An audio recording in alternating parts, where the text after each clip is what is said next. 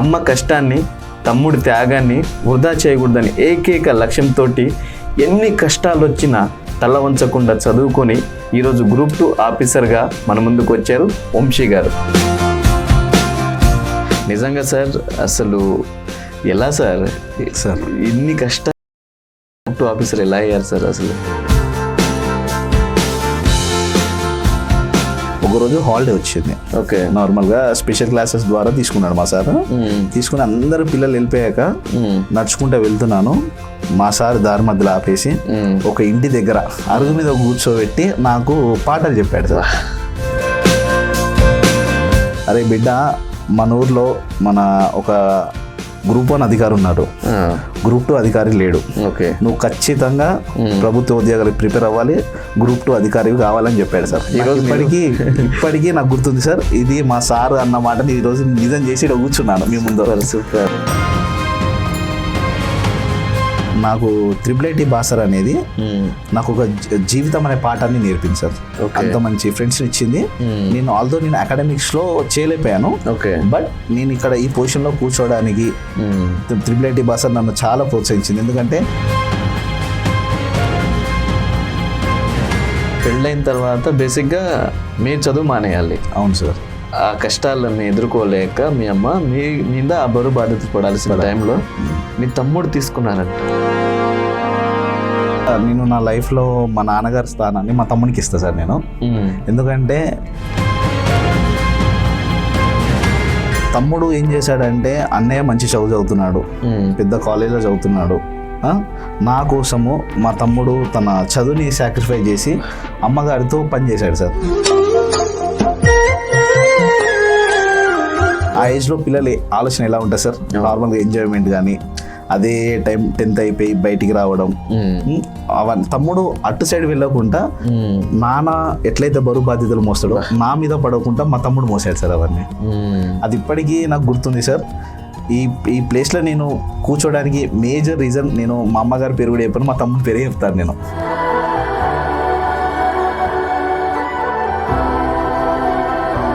అలాంటి టైంలో అమ్మేమో వేరే వాళ్ళ ఇళ్ళకి వెళ్ళి అట్లు కడుగుతుందని మీకు తెలిసినప్పుడు అంటే ఎంత కాదన్నా ఒక కొడుక్కి ప్రాణం పోతున్నట్టు ఉంటుంది కదా.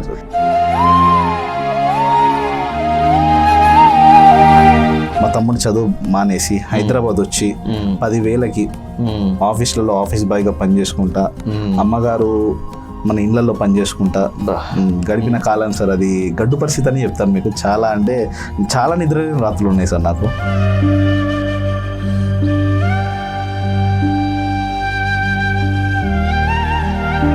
నేను అప్పటికే కొన్ని సబ్జెక్ట్స్ పోయాయి.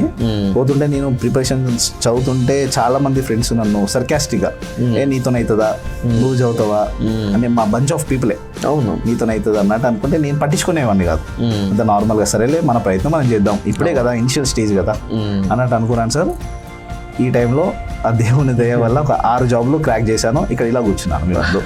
అంటే 15 సబ్జెక్టులు బీటెక్లో ఫెయిల్ అయిన వంశీ గారు ఈరోజు 6 గవర్నమెంట్ జాబ్లు కొట్టారు. అవును సార్. ఇక గ్రూప్ 2 కన్ఫర్మ్ అయిపోగానే నా వల్ల అంటే నేను ఒక కాంపిటేటివ్ ఆస్పిరెంట్గా ఒక నిరుద్యోగం ఉండి చాలా బాధలు చూసినా కాబట్టి గ్రూప్ 3 వెబ్ ఆప్షన్స్ కానీ డాక్యుమెంట్ వెరిఫికేషన్ కానీ అటెండ్ అవ్వాలి సార్ నేను. Great sir. నా వల్ల ఒకరికి జాబ్ ఎందుకు మిస్ అవ్వడము. 2 days ఎగ్జామ్స్ అయిపోయాయి. 4th paper 3rd paper exam రాస్తున్నప్పుడు నాకు ఈ జాబ్ వచ్చేస్తుందన్న కాన్ఫిడెన్స్ వచ్చిందా మీకు? ఫస్ట్ స్టార్టింగ్ నేను కూడా అందరిలా చేసేవాడిని, ప్రతి ఒక్కటి చదివేవాడిని. అంటే ఇన్ఫర్మేషన్ ఒబేసిటీ అంటాం కదా, అట్లా గ్యాదర్ చేసుకున్నాను. బట్ తర్వాత చదువుతుంటే ఎలిమినేషన్ మెథడ్ అనేది స్టార్ట్ చేశాను. ఓకే, మనకి ఏది కావాలి, ఏది చదవాలి, ఏది తీసుకోవాలి, ఏది తీసుకోవద్దు. ఎక్కడో నాకు అంటే లో అయిపోయాను సార్ నేను. నార్మల్గా వాళ్ళు చేస్తున్న దానికి నేను పెట్టిన ఆన్సర్స్కి పొందడం లేకుండా పోతుంది. ఓకే, చాలా చాలా తప్పులు వస్తున్నాయి. నేను మాస్టర్కి వచ్చింది పేపర్ 1 చూస్తున్నాను.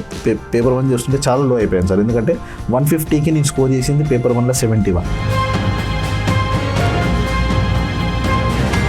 నేను ఆ 2 పేపర్లు నేను స్కోర్ చేయగానే ఖచ్చితంగా నాకు జాబ్ వస్తుంది 100% కాన్ఫిడెన్స్ తోని బయటకు వచ్చేసాను. నేను బయటకు వచ్చి ఫుల్ హ్యాపీగా ఉన్నాను నేను. ఓకే, మా అమ్మకి మా తమ్ముడికి చెప్పేస్తున్నా నేను పడ్డ కష్టానికి నాకు ఫలితం వస్తుంది. చదువు విలువ తెలిసినవాడు ఏ రోజు మోసపోయినట్టు ఏ రోజు చెడిపోయినట్టు ఎక్కడ చరిత్రలో లేదు సార్. అవును, దానికి నిలువెత్తు నిదర్శనం మీలాంటి వాళ్ళు. Thank you sir. అంటే చదువుకుని నమ్ముకొని బాగుపడ్డారు. ఈరోజు భీష్మ అకాడమీకి వచ్చి మట్టిలో ఆణిముత్యాల సిరీస్లో భాగంగా ఇంటర్వ్యూస్ ఇస్తున్నారు. ఇంతకంటే నిదర్శనం ఏం కావాలి సార్?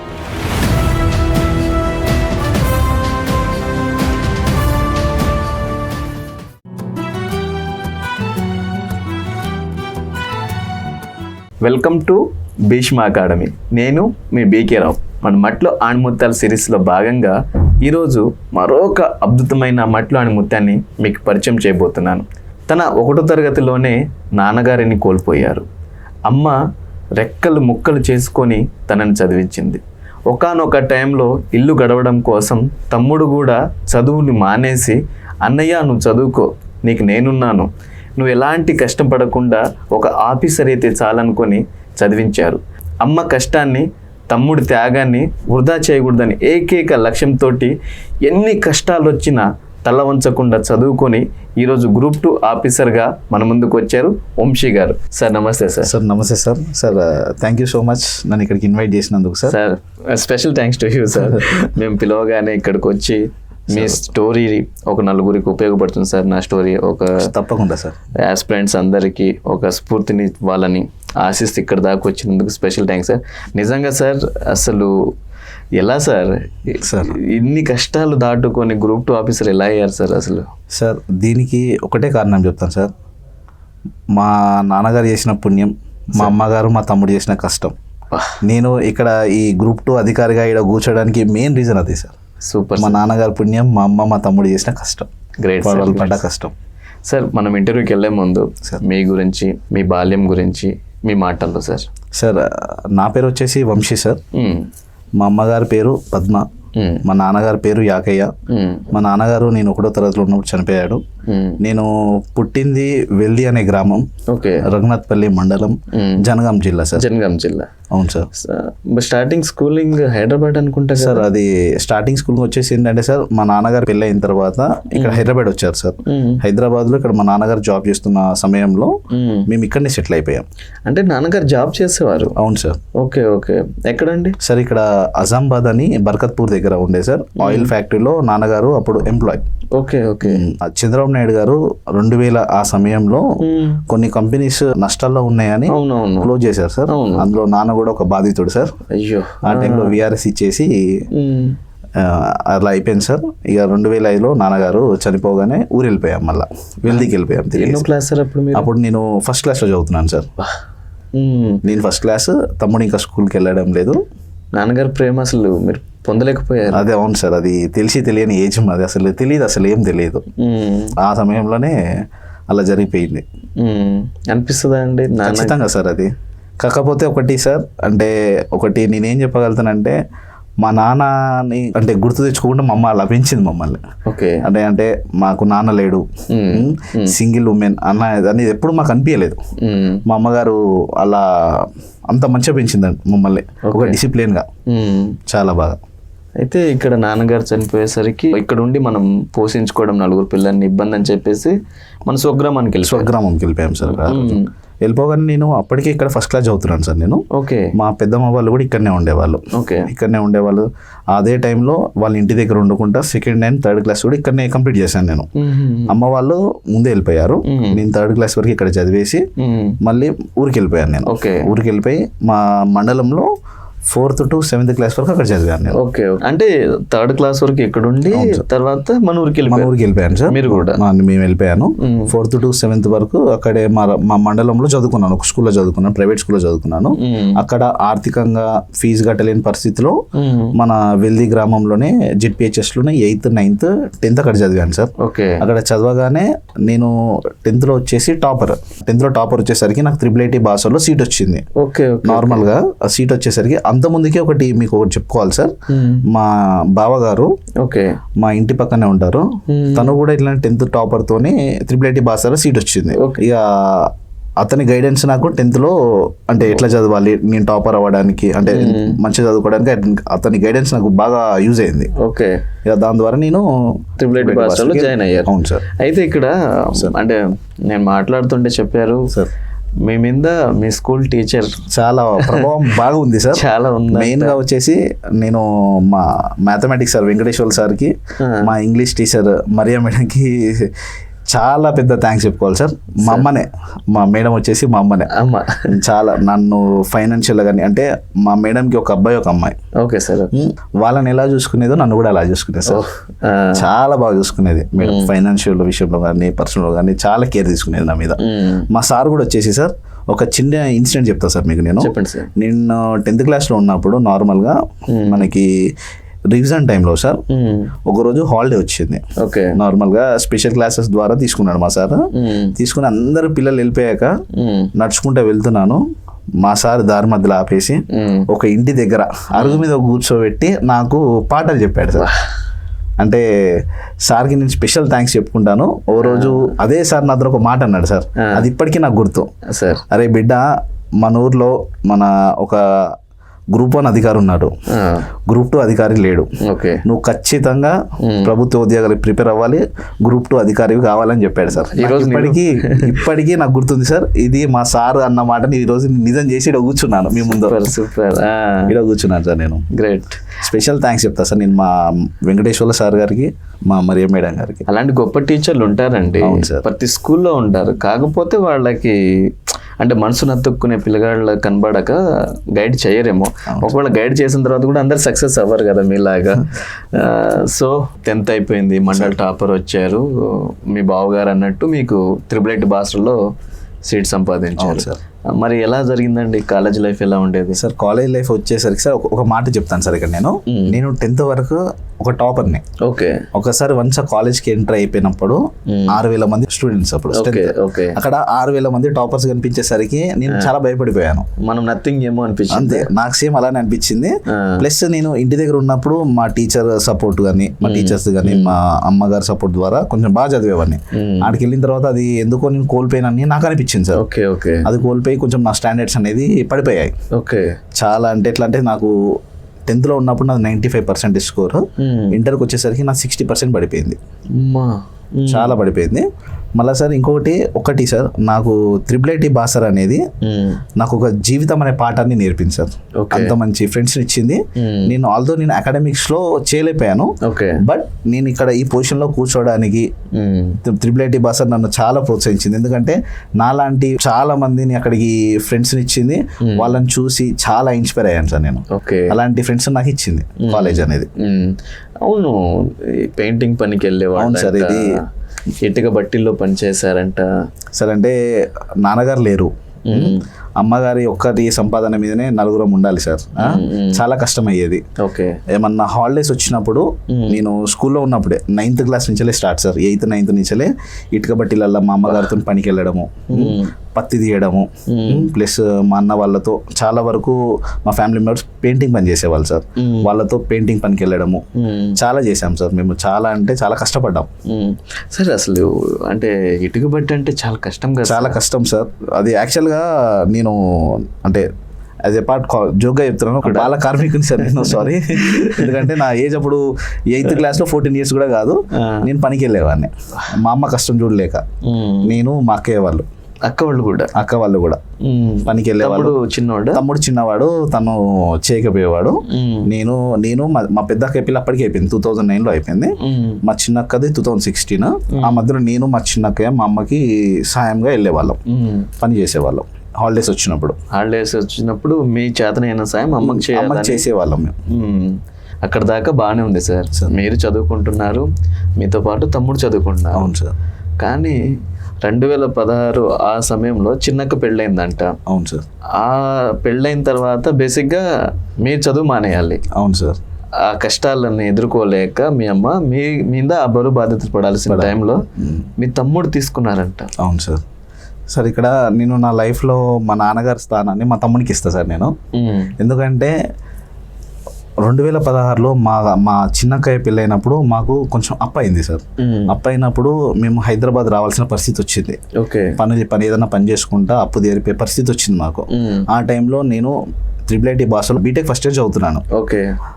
తమ్ముడు ఏం చేశాడంటే, అన్నయ్య మంచి చదువుతున్నాడు, పెద్ద కాలేజ్లో చదువుతున్నాడు, నా కోసము మా తమ్ముడు తన చదువుని సాక్రిఫైస్ చేసి అమ్మగారితో పని చేశాడు సార్. మామూలుగా అయితే తమ్ముడు ఏజ్ ఆ టైంలో సార్ 16, 17, 18 ఆ టైంలో ఉంటుంది సార్. ఆ ఏజ్లో పిల్లలు ఆలోచన ఎలా ఉంటుంది సార్, నార్మల్గా ఎంజాయ్మెంట్ కానీ అదే టైం 10th అయిపోయి బయటికి రావడం అవన్నీ. తమ్ముడు అటు సైడ్ వెళ్ళకుండా నాన్న ఎట్లయితే బరువు బాధ్యతలు నా మీద పడకుండా మా తమ్ముడు మోసాడు సార్ అవన్నీ. అది ఇప్పటికీ నాకు గుర్తుంది సార్. ఈ ప్లేస్లో నేను కూర్చోడానికి మేజర్ రీజన్ నేను మా అమ్మగారి పేరు కూడా చెప్పాను, మా తమ్ముడి పేరే చెప్తాను నేను. అంటే లక్ష్మణుడే అంతే మీకు రాముడికి లక్ష్మణుడు ఎలా సపోర్ట్ ఇచ్చారో అంతే సార్ మీకు మీ తమ్ముడు అలా సపోర్ట్ ఇచ్చారు సార్. అవును సార్, అలానే ఇచ్చాడు మా తమ్ముడు. Great sir. అసలు నిజంగా అలాంటి అన్నదమ్ముళ్ళు ఉండడం కూడా ఈ సమాజంలో చాలా గ్రేట్. ఇప్పుడున్న సమాజం ఎలా ఉంది సార్, ఒక 2,000 కోసం 10,000 కోసం కొట్లాడుకోవడం. అవును సార్, ఆ ఏజ్ కూడా సార్, ఆ ఏజ్లో మనం ఎలాంటి పనులు చేస్తాం. మా తమ్ముడు అటు సైడ్ వెళ్ళకుండా ఇంట్లో పరిస్థితులు అర్థం చేసుకొని, మా అమ్మగారిని అర్థం చేసుకొని, నన్ను అర్థం చేసుకొని, మా తమ్ముడు చదువు మానేసి హైదరాబాద్ వచ్చి 10,000కి ఆఫీస్లలో ఆఫీస్ బాయ్గా పనిచేసుకుంటా, అమ్మగారు మన ఇళ్లలో పనిచేసుకుంటా గడిపిన కాలం సార్. అది గడ్డు పరిస్థితి అని చెప్తాను మీకు. చాలా అంటే చాలా నిద్రలేని రాత్రులు ఉన్నాయి సార్ నాకు ఆ సమయంలో. చాలా అంటే చాలా నిద్రలేని రాత్రులు ఉన్నాయి. మరి అప్పుడు ఏమనిపించేదండి, అమ్మగారేమో నాకు చాలా బాధ అనిపించేది సార్. నార్మల్గా ఈ చదువు మానేసి నేను కూడా ఏదన్నా ఒక ఉద్యోగం చేసి మా అమ్మకి హెల్ప్ చేద్దాము అనే చాలాసార్లు అనుకున్నాను సార్. బట్ మా తమ్ముడు ఆపాడు సార్. మా తమ్ముడు కానీ మా అమ్మగారు కానీ నువ్వు బాగా చదువుతావు, ఎందుకు వద్దు, నువ్వు చదువుకో, నువ్వు అదే ఫీల్డ్ వెళ్ళిపో అని మా అమ్మ మా తమ్ముడు సపోర్ట్ చాలా ఉంది సార్. ఇంకోటి సార్, నేను నా 2020లో నా బీటెక్ కంప్లీట్ అయిపోయాక నేను కాంపిటేటివ్ సైడ్ కూర్చున్నాను సార్ నేను. అంటే నాది కరోనా, అదే 2020 మార్చ్లో కరోనా లాక్డౌన్, నాది ఫైనల్ ఇయర్. 6 months గ్యాప్ వచ్చింది. గ్యాప్ తర్వాత మాకు సెప్టెంబర్ అక్టోబర్లో ఎగ్జామ్స్ పెట్టి రిజల్ట్ ఇచ్చేసారు. నేను బీటెక్ నుంచి వెళ్ళి బయటకు వచ్చేసాను. అంటే ప్లేస్మెంట్స్ కూడా అటెండ్ అవ్వలేదు. ఎందుకండి సార్? అంటే నాకు బీటెక్ 3rd yearలో ఉన్నప్పుడు సార్ మా ఫ్రెండ్ ఒక అతను బాబులాల్ ఉండే సార్. బాబులాల్, హరీష్, రవి అని మేము ఒక భగవాన్ అని బంచ్ ఆఫ్ పీపుల్స్ ఉండేది. అందులో బాబులాల్ అనే క్యాండిడేట్ సార్ నాకు మేజర్ ఇన్స్పైరింగ్ క్యాండిడేట్ సార్. మా స్కూల్లో మా వెంకటేశ్వర్ సార్ తర్వాత నన్ను ఇటు సైడ్ గవర్నమెంట్ సైడ్ రావడానికి ఒక ఇన్స్పైర్ చేసిన క్యాండిడేట్ అంటే బాబులాల్. అతనికి తెలియకుండా నన్ను ఇన్స్పైర్ చేశాడు. ఎలా అంటే తను నా క్లాస్మేట్.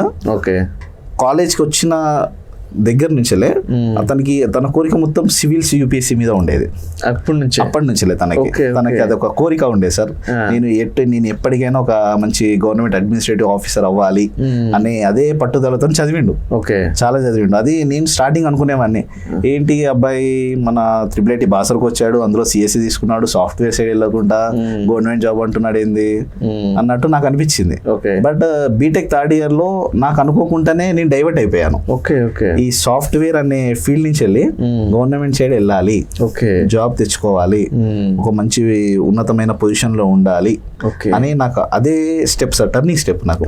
అది కూడా బాబులాల్ అనే మా ఫ్రెండ్ ద్వారా నాకు ఆ స్టెప్ అనేది. మరి అతను సాధించారండి సార్ కూడా ఇప్పుడు సెంట్రల్ గవర్నమెంట్ లో చేస్తున్నాడు, పోస్టల్ డిపార్ట్మెంట్ లో జాబ్ చేస్తున్నాడు, దేవరకద్ర దగ్గర.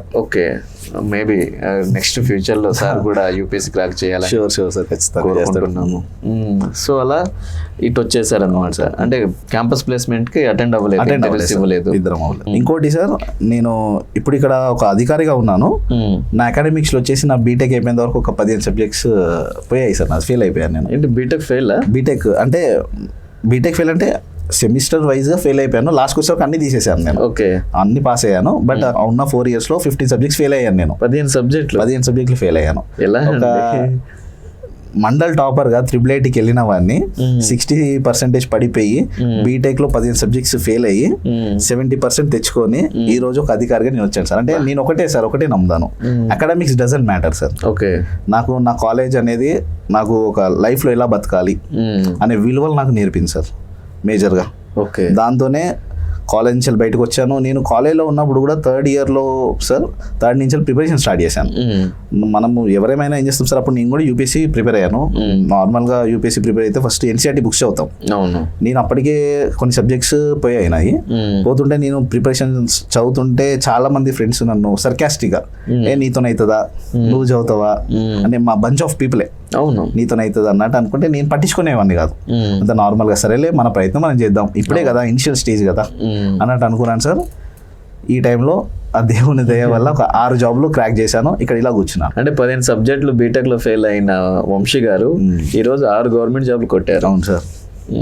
అది ఎలా సాధ్యమైంది సార్? అదంతా పట్టుదల అని చెప్తాను సార్. మా అమ్మ మా తమ్ముడు పడ్డ శ్రమ కష్టం వల్లనే నేను అంటే వేరే మార్గంలో వెళ్ళకుండా నేను కష్టపడి చదివి వాళ్ళు చాలా నిద్రలేని రాత్రి గడిపాను సార్ వాళ్ళ కష్టం చూసి. నేను అంటే మాకెందుకు ఇలా జరుగుతుంది, మేము ఇంత కష్టపడుతున్నా కూడా మాకెందుకు ఇలా జరుగుతుందని చాలా మనోవేదన గురై ఇక మా అమ్మ మా తమ్ముడు కష్టం చూడలేకనే నేను పట్టుదలగా కూర్చున్నాను సార్. నేను ఎలా అంటే సార్ నా బీటెక్ అయిపోగానే నేను బయటకు వచ్చేసాను. ఇప్పుడు మీ స్టూడియోలో సగం ఉంటుంది సార్ మా రూమ్, అందులో నేను అమ్మగారు మా తమ్ముడు. అంత చిన్న రూమ్ సార్ మాది. అందులోనే కిచెన్, అందులోనే బెడ్రూమ్ అదే, కిచెన్ అదే, హాల్ అదే, అన్నీ అదే. అమ్మగారు తమ్ముడు వచ్చేసి మార్నింగ్ 7 కల్లా, అమ్మనేమో ఇళ్ళ పనికి వెళ్ళేది సార్, వంట పని కానీ. తమ్ముడేమో ఆఫీస్ బాయ్గా పని ఎక్కట్లేదు. ఇక నాకు దొరికిన టైం అదే సార్. నేను వాళ్ళ కష్టానికి ఏదో రోజు ప్రతిఫలం ఇవ్వాలి అనుకున్నాను. కఠోరంగా చదివాను నేను. ఎట్లా అంటే మార్నింగ్ నా షెడ్యూల్ అనేది 6కి స్టార్ట్ అవుతుంది సార్. 6:30 డైలీ లేవగానే న్యూస్ పేపర్ చదవడం నాకు చిన్నప్పటి నుంచి అలవాటు సార్. డైలీ పేపర్ చదివేసి కరెంట్ అఫైర్స్ ఏమైనా ఉంటే నోట్ చేసుకునేవాడిని. నేనే నోట్ చేసుకున్నా, సొంతంగా నోట్ చేసుకునేవాడిని. గత ఈ హ్యాబిట్ అనేది నాకు 6-7 ఇయర్స్ నుంచి ఉంది. ఇప్పటికీ చేస్తూనే ఉంటాను. అది అయిపోగానే కొంచెం బ్రేక్ తీసుకొని ఏమన్నా తినేసి నార్మల్గా మళ్ళీ కూర్చునేవాడిని సార్. ఎట్లా కూర్చుంటే ఒక 1 hour 2 hours కంటిన్యూ కూర్చునేవాడిని. కూర్చొని సబ్జెక్ట్స్ చదువుకొని మా అమ్మగారు మా తమ్ముడు ఈవినింగ్ 4 వరకు వచ్చేవారు. మార్నింగ్ 7 నుంచి ఈవినింగ్ 4 వరకు నాకేం పని లేదు, చదవడం ఒకటే పని. మళ్ళీ ఈవినింగ్ రాగానే కొద్దిసేపు వాళ్ళతోని, ఫ్రెండ్స్ లేరు, ఫ్రెండ్స్తో ఎక్కడికి బయటికి, అంటే అన్ని ఫ్రెండ్షిప్స్ అన్ని కట్ చేశాను నేను. మెయిన్గా నాకు జాబ్ రావాలి. నేను నా ప్లేస్మెంట్స్ ఇచ్చి పెట్టి మరి నేను దీని మీద కూర్చున్నాను. మా వాళ్ళ కష్టాలు చూసి అనుకున్నాను, ఫ్రెండ్స్ని అందరిని దూరం పెట్టేశాను. డైలీ కఠోరంగా చదివేవాడిని. మా అమ్మ వాళ్ళు ఇంటికి రాగానే 4-5 కల్లా వాళ్ళతో ఒక సేద తీరేవాడిని. ఒక 1/2 hour 1 hour అట్లా మా తమ్ముడితో కానీ సరదాగా మాట్లాడి మళ్ళీ 6-7 కల్లా మాకేంటంటే మాకున్న మంచి హ్యాబిట్ ఏంటంటే 7 వరకు డిన్నర్ చేసేస్తాం ఇంట్లో. అందరం తమ్ముడు, నేను, అమ్మ 7 వరకు డిన్నర్ చేస్తాము. 8 వరకు పడుకుంటారు. అదే రూమ్ లో అమ్మ తమ్ముడు పడుకునేది, నేను 11-12 వరకు మళ్ళీ చదువుకునేది. స్టడీ హాల్ కానీ ఇలాంటి ఏది లేదు సార్. నా రూమే నాకు స్టడీ హాల్, నా రూమే నాకు లైబ్రరీ, అదే అన్ని సార్. అందరికి మా అందరికి ఇబ్బందిగా ఉంటుంది కదా సార్? సార్ ఇబ్బందిగా ఉండే సార్. బట్ కొన్ని సమయంలో కొన్ని భరించాలి సార్. అట్లా చాలా చాలా ఇబ్బంది పడేవాడిని సార్. నేను ఇబ్బంది పడేవాళ్ళం, మా వాళ్ళు ఇబ్బంది పడేవాళ్ళం. మరి అలాంటి టైంలో అమ్మేమో వేరే వాళ్ళ ఇళ్ళకి వెళ్ళి అట్లు కడుగుతుందని మీకు తెలిసినప్పుడు అంటే ఎంత కాదన్నా ఒక కొడుక్కి ప్రాణం పోతున్నట్టు ఉంటుంది కదా సార్. చాలా నిజం సార్. నాకు చాలా బాధ అనిపించేది. నేను చాలాసార్లు గివప్ ఇద్దాం అనుకున్నాను సార్. మా అమ్మ కష్టాన్ని చూసి ఎందుకు బీటెక్ అయిపోయింది, జాబ్స్కి వెళ్తే వస్తుంది నాకు జాబ్, ప్రైవేట్ సెక్టర్కి వెళ్దామని చాలాసార్లు అనిపించింది.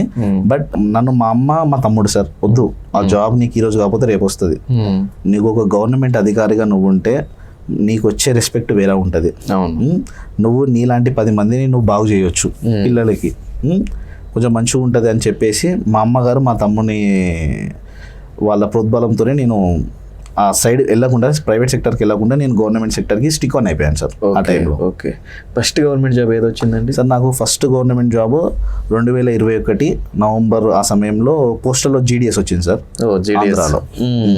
ఆంధ్రాలో వచ్చింది, వెంకటగిరి ప్లేస్లో వచ్చింది. అది నేను 2021 డిసెంబర్లో జాయిన్ అయ్యాను. తర్వాత 2022లో అది చేసుకుంటేనే మీద జాబ్స్కి ప్రిపేర్ అయ్యాను. 2022లో సింగరేణిలో జూనియర్ అసిస్టెంట్ వచ్చింది. 2022లో వచ్చింది. బట్ కొన్ని కేసెస్ వల్ల అదొక 1.5 year డ్రాగ్ జరిగింది, వచ్చింది. 2023 డిసెంబర్లో అపాయింట్మెంట్ సింగరేణిలో, అది రిజైన్ చేసి ఇందులో అపాయింట్ అయ్యాను. అదే సేమ్ అది 2023 అపాయింట్ అయిన తర్వాత నెక్స్ట్ 2024లో Group 4 రెవెన్యూలో వచ్చింది. డాక్యుమెంట్ వెరిఫికేషన్ అటెండ్ అయ్యాను. బట్ జాబ్లో జాయిన్ అవ్వలేదు. జాబ్లో జాయిన్ అవ్వకుండా సింగరేణిలోనే కంటిన్యూ అయ్యాను. సింగరేణిలో కంటిన్యూ అవ్వకుండా Group 3 Group 4 ప్రిపేర్ అయ్యి రాశాను. Group 3 Group 2లో జాబ్ వచ్చింది సార్. అంటే వరుసమ్మటి వరుసగా వచ్చేసింది సార్ నాకు. ఫస్ట్ జాబ్ మనకు జీడిఎస్, అవును సార్, పోస్టల్ GDS. డిపార్ట్మెంట్ లో జీడిఎస్. అప్పుడు ఎలా అనిపించిందండి సార్? అది ఇనిషియల్ జాబ్ సార్, నాకు ఎప్పటికీ మెమొరబుల్ గా గుర్తుంటది. ఎందుకంటే ఒక 10,000 సంపాదనతోనే, మా తమ్ముడికి వచ్చే 10,000 సంపాదనతోనే, మా అమ్మగారికి ఆ టైంలో లాక్డౌన్ లో ఉద్యోగం అంటే ఇళ్లలో పని పోకుండా 10,000 సంపాదనతో బతికిన వాళ్ళకి నాకు ఒకేసారి 18,000 20,000 నా సంపాదన వచ్చేసరికి నాకు చాలా, అంటే ఆ సమయం సార్ కొన్ని కోట్లు వచ్చినా కూడా నాకు ఆ హ్యాపీనెస్ వేరేగా ఉంటుంది సార్. అవును, 10,000కి నాది ఇంకో 18,000 యాడ్ అవుతుంది అంటే మా నెల ఇన్కమ్ 28,000 అని ఆ హ్యాపీనెస్ మాటలో చెప్పలేను సార్. ఇల్లు మారవచ్చు. అవును సార్, ఇల్లు మార్చాము. ఇక నా పాకెట్ మనీ, మా అమ్మకి కొద్దిగా సేవింగ్స్ నెల కొద్దిగా పంపించి నేను ఆంధ్రాలో ఉండి చదువుకోవడానికి నేను కొంచెం పెట్టుకున్నాను సార్. అది మరి రిజల్ట్ వచ్చినప్పుడు ఫస్ట్ జాబ్ రిజల్ట్ వచ్చినప్పుడు ఎక్కడున్నారు సార్? అమ్మతోనే ఉన్నాను, అమ్మ తమ్ముడు చిన్నక వాళ్ళతోనే ఉన్నాము, హ్యాపీ. ఫస్ట్ నేను తమ్ముడికి చెప్పాను. తమ్ముడు నేను బయటికి వెళ్ళినాము. బయటికి వెళ్ళినప్పుడు నాకు నార్మల్ గా మెయిల్ వచ్చింది, రిజల్ట్ వచ్చిందని. చూసిన వరకు జాబ్ సెలెక్టెడ్ అని జాబ్ వచ్చింది. చాలా హ్యాపీగా ఫీల్ అయినా. ఫస్ట్ తమ్ముడికి చెప్పినా నేను. మరి ఏమన్నాడు తమ్ముడు? తమ్ముడు కూడా చాలా సంతోషపడ్డాడు సార్. ఫస్ట్ జాబ్ కదా, చాలా అంటే చాలా, అంటే కళ్ళలో మన కన్నీళ్ళు వచ్చినాయి. ఇక నేను తమ్ముడు ఇద్దరం ఇంటికి వెళ్ళి అమ్మకి చెప్పినాం. అమ్మ చాలా హ్యాపీ. సో ఫస్ట్ జాబ్ చిన్నదైనా పెద్దదైనా అది ఆ టైంలో మాకు అదే చాలా పెద్ద జాబ్ సార్. అంతేగా సార్, ఆ ధైర్యం వేరు కదండి. మన సొంతంగా డబ్బులు సంపాదించుకొని మనం ప్రిపేర్ అవ్వడం అనేది చాలా గొప్ప విషయం. అవును సార్, అక్కడ స్టార్ట్ అయిందనమాట మీ లైఫ్ లో, అంటే ధైర్యంగా ముందుకు వెళ్ళడం. అవును సార్. ఎక్కడ మన పోస్టింగ్? ఎక్కడ పోస్టింగ్ వచ్చేసి ఆంధ్రాలో వెంకటగిరి సార్. వెంకటగిరి దగ్గర ఒక చిన్న కుగ్రామం, పలుగోడ అనే విలేజ్. అందులో నా ఫస్ట్ పోస్టింగ్. అక్కడే చదువుకున్నారా? అక్కడే ఎట్లా ఉండే సార్ అంటే నా డైలీ వర్క్ వచ్చేసి సార్ 4 hours డ్యూటీ సార్. ఆ ఊర్లోనే పోస్ట్ ఆఫీస్. మార్నింగ్ 9 నుంచి 12 o'clock వరకు నా డ్యూటీ టైమింగ్. సేమ్ నాకు మార్నింగ్ డైలీ అలవాటు సార్. అక్కడ బ్యాచ్ ఒక్కనే ఉన్నాను సార్. మార్నింగ్ లేచి పేపర్ చదువుకోవడము, మార్నింగ్ రివిజన్ చేసుకోవడము, వంట చేసుకోవడం. నాకు కుకింగ్ మాస్టర్ మనం. నేనే వంట చేసుకునేది, నేనే ఫుడ్ ప్రిపేర్ చేసుకొని ఫుడ్ ప్రిపేర్ చేసే టైంలో కూడా నేను ఖాళీగా ఉండిపోయేవాడిని. చదువుకోవడమే, అది ఆ టైంలో కూడా చదివేవాడిని. చదువుకొని మంచిగా ఫుడ్ ప్రిపేర్ చేసిన తర్వాత రెడీ అయ్యి తినేసి ఆఫీస్కి వెళ్ళి వర్క్ చేసుకొని మళ్ళీ ఇంటికి వచ్చేసి లంచ్ చేసి మళ్ళీ చదవడం. ఇక వర్క్ లోడ్ కూడా తక్కువ ఉంటుంది, చాలా తక్కువ సార్. అది నాకు కొంచెం చాలా ప్లస్ పాయింట్ సార్. అది వర్క్ లోడ్ చాలా తక్కువ కాబట్టి నేను ఎక్కువ నా ఫోకస్ ప్రిపరేషన్ మీద చాలా పెట్టాను. ఇక ఈవినింగ్ దాకా చదువుకొని ఈవినింగ్ అట్లా వాకింగ్కి వెళ్ళేసి మళ్ళీ వచ్చి 7 వరకు నా డిన్నర్ చేసేసి మళ్ళీ 10-11 వరకు చదువుకునేది. కాకపోతే నాకున్న అది మంచి హ్యాబిటా బ్యాడ్ హ్యాబిటా నాకు తెలియదు. నా ప్రిపరేషన్ టైంలో డైలీ నైట్ 11 to 1 o'clock వరకు ఒక మూవీ చూసేవాడిని నేను. అంటే నా మెంటల్ ప్రెజర్ తగ్గించుకోవడానికి డైలీ. అది ప్రతిరోజు అంతే. ఇక ఇప్పుడు లేదు. ఇప్పుడు కొంచెం ఈ జాబ్ వల్ల కొంచెం రెస్పాన్సిబిలిటీస్ అనేది బాగా పెరిగిపోయినాయి. నేను ప్రిపరేషన్ లో ఉండే టైంలో చెప్తున్నాను. 3 years 4 years అయితే డైలీ అదొక అలవాటు సార్. ఇక మూవీ కంపల్సరీ ఖచ్చితంగా నేను యూట్యూబ్ లో ఏదో ఒక మూవీ చూసే పడుకునేవాడిని. 10 to 12, 11 to 1 o'clock అనేది డైలీ 2 hours అయితే ఖచ్చితంగా మూవీ చూసి ప్రశాంతంగా పడుకునేవాడిని. మళ్ళీ నా ప్రిపరేషన్ టైంలో నేను చేసిన 4-5 years లో డైలీ నా స్లీపింగ్ టైం వచ్చేసి 5 hours సార్. అంతే, 5 hours. ఏ టైంకి పడుకున్నా మార్నింగ్ 5:30 నీ లేచేవాడిని. 5:30 అంతే కాదు, రెగ్యులర్ టైం అన్నట్టు. ఇప్పుడు కూడా అంతే, ఎప్పుడు పడుకున్నా మార్నింగ్ 5:30, మాక్సిమం 6 అంతే. దాటదు, ఆ టైం దాటదు. అది ఇప్పటికంతే. నా 24 hours షెడ్యూల్లో నా స్లీపింగ్ టైం వచ్చేసి 5 hours అంతే ఇప్పటికి. సో ప్రిపరేషన్ మొత్తం అక్కడ జిఎస్డిగా ఉన్నప్పుడు అయిపోయింది. అవును సార్, మోస్ట్లీ అక్కడే అయిపోయింది. అంతే సార్, చాలా వరకు అక్కడ నుంచి ఇంకా ఎక్కడికి వెళ్ళారు? తర్వాత జాబ్ ఏంటి? సింగరేణి సార్. సింగరేణిలో జూనియర్ అసిస్టెంట్ గా బెల్లంపల్లి ఏరియా. బెల్లంపల్లి ఏరియాలో ఒక 2 years వర్క్ చేశాను. డిసెంబర్ 2023 డిసెంబర్ నుంచి వెళ్ళి రీసెంట్ గా మొన్న 2025 అక్టోబర్ దాకా 1 year 10 months దాకా అక్కడ వర్క్ చేశాను. తర్వాత మొన్న Group 2 వచ్చేసరికి మధ్యలో Group 4 వచ్చింది సార్. వెరిఫికేషన్ అటెండ్ అయ్యాను. మన రెవెన్యూ డిపార్ట్మెంట్ లో మా సొంత జిల్లాలో జాబ్ వచ్చింది, జనగాం జిల్లాలో. బట్ నేను అది జాయిన్ అవ్వలేదు. రీసెంట్ గా Group 2 రాగానే అది రిజైన్ చేసేసి ఇందులో జాయిన్ అయిపోయాను. ఇక Group 2 కన్ఫర్మ్ అయిపోగానే నా వల్ల, అంటే నేను ఒక కాంపిటేటివ్ ఆస్పిరెంట్ గా ఒక నిరుద్యోగం ఉండి చాలా బాధలు చూసినా కాబట్టి Group 3 వెబ్ ఆప్షన్స్ కానీ డాక్యుమెంట్ వెరిఫికేషన్ కానీ అటెండ్ అవ్వాలి సార్ నేను. Great sir. నా వల్ల ఒకరికి జాబ్ ఎందుకు మిస్ అవ్వడము, మన ఈసారి గ్రూప్ 2 వాళ్ళు చూసారండి, గ్రూప్ 2 వాళ్ళు ఎవరు, గ్రూప్ 2 ర్యాంక్ వచ్చిన వాళ్ళు ఎవరు గ్రూప్ 3 వెబ్ ఆప్షన్ ఇవ్వలేదు. అందరం ఐక్యంగా ఉన్నాం సార్, మేమందరం. ఇది నిరుద్యోగులు సాధించిన విజయం అనుకోవాలి. ఎందుకంటే మన వల్ల ఒక అతను కూడా మనలాగే మన అన్న తమ్ముడు మన అక్క చెల్లి ఒక నిరుద్యోగి పక్కన క్యాబిన్ లో కూర్చొని చదువుకున్న పర్సనే ఉండొచ్చు బహుశా. సో అలా మనం ఈ రోజు గ్రూప్ 2 ఆఫీసర్గా అయ్యారు. అయితే ఈ టైంలో లీవ్ పెట్టుకుని చదువుకున్నారా లేదంటే? అవును సార్, ఇది లీవ్ పెట్టాను సార్. నార్మల్గా నాకు ఎగ్జామ్ వచ్చేసి 2024 డిసెంబర్ 15-16 అనుకుంటా. నాకు సింగరేణిలో జాబ్ వెళ్ళిన దగ్గర సార్, నాది వెల్ఫేర్ డిపార్ట్మెంట్ సార్ నా వర్క్. ఓకే. నేను మన సింగరేణి అంటే మైనింగ్ ఏరియా. ఓకే. మైనింగ్ లో నాది వచ్చేసి డీప్ ఫారెస్ట్ లో ఒక ఆఫీస్ ఉంటుంది మాది, ఖైరుగూడ అని OCP, అక్కడ ఆఫీస్ ఉంటుంది. అందులో నాది వెల్ఫేర్ సెక్షన్. మా డ్యూటీ టైమింగ్స్ ఎట్లా ఉంటాయంటే సార్, జనరల్ డ్యూటీ వచ్చేసినది మార్నింగ్ 7 to ఆఫ్టర్నూన్ 3 వరకు ఉంటుంది. నేను ఇక్కడ 7కి ఆఫీస్కి వెళ్ళాలంటే మాకు బస్ ఉంటుంది ఎవ్రీడే. 6కే స్టార్ట్ అవుతుంది, ఎందుకంటే జర్నీ టైం 40 minutes. నేను 6కి వెళ్ళాలంటే 5:30కి నిద్ర లేవాలి. 5:30కి నిద్ర లేచి డైలీ పేపర్ చదువుకొని, అంటే నేను దారి మధ్యలోనే నాకు అలవాటు ఆ 40 minutes నేను, అంటే ఇప్పుడు మార్నింగ్ రెడీ అయ్యి ఆఫీస్కి వెళ్ళే టైంలోనే బస్లోనే పేపర్ చదువుకునేవాడిని. అట్లా పేపర్ చదువుకొని 3, నా డ్యూటీ టైమింగ్స్ 3 వరకు. బట్ నాకు ఆడ నేను చేసే డిపార్ట్మెంట్లో పని ఒత్తిడి బాగుండే సార్.